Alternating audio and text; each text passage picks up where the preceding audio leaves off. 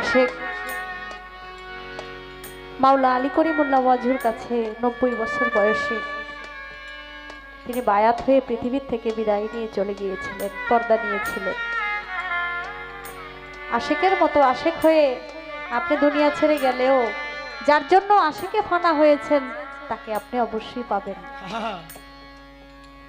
আশেকের চোখের জল দিয়ে দুজকের আগুনও নিভে যায়।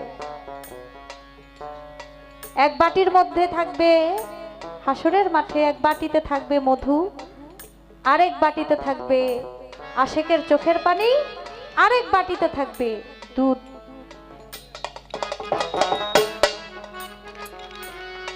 আর এই আশেকের চোখের জল আমার আল্লাহ বলে, আমি আশেকের চোখের পানি কখনো বৃথা দিতে যাই না, বৃথাই দিতে যাই না। আশেকের পানির, চোখের পানির অনেক দাম, এটা জমা করে রাখেন আল্লাহ।